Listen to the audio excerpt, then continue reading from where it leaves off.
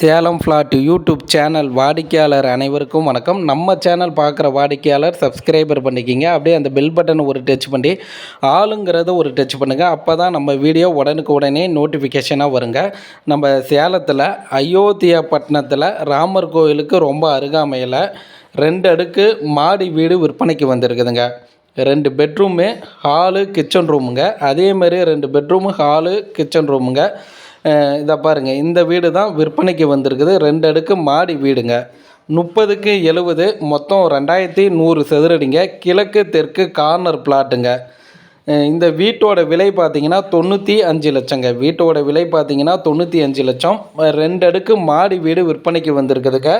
2 bedroom, hall, kitchen ரூமுங்க. அதேமாரி மேல் மாடியிலையும் 2 bedroom, hall, kitchen ரூமுங்க.